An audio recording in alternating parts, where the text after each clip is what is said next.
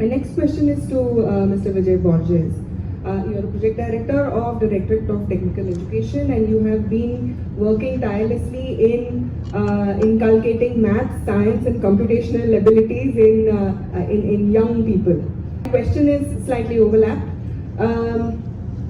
Innovative methods of technology that you use for skilling for the future workforce, and if you have any inputs on the new education policy that has come up, if we are on the right track in using technological advancement in skilling the workforce. Okay, good afternoon, everybody, and thank you for this opportunity and the co-panelists with me. Let me start this by putting a beautiful book by Alvin Toffler. Okay, this book is called as The Future Shock, and the statement from this was quite interesting for me. And he says something like this: the illiterate of the 21st century is not the one who cannot read or write, but the one who cannot learn, who cannot unlearn, and who cannot relearn.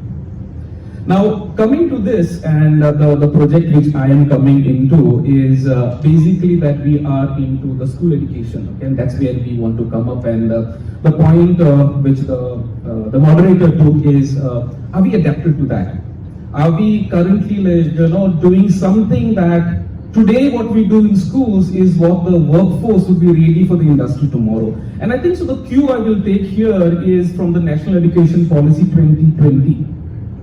And the statement there, it says that the education systems, okay, must prepare students for jobs of the future, which will require not just your core competencies in terms of your the core things of education in terms of technical skill sets, but it requires problem solving abilities, to use creativity, and for these two things to happen, you require changes which comes into curriculum, which comes into pedagogy, which comes into taking into cognizance the cognitive skills which are required for the 21st century. I mean, we are already in the almost like 1/4 of the 21st century is over. But mathematical abilities and computational thinking with critical thinking, these are some of the key words which are emphasized in the national education policy.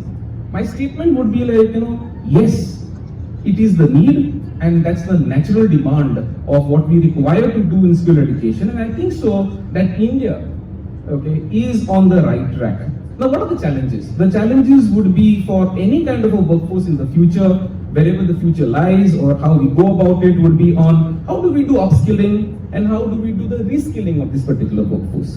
Now, for that, it would be like, how do we encourage diverse skill sets? And this is something we require to emphasize. And one of the key point or the key word there is, can I have students to be polymath?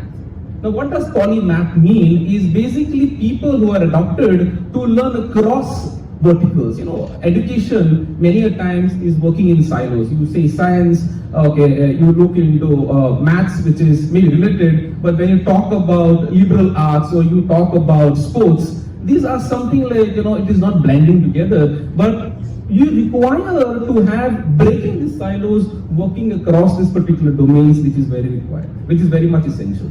And what do we do in the project, okay, is in the care scheme, the government of Goa at a scale, we are trying to overcome, okay, this urban and the rural kind of a divide which is there in terms of the learning which happens. Learning in what? Learning in basically what is emphasized in the national education policy in terms of problem solving. We are taking it to the grassroots level.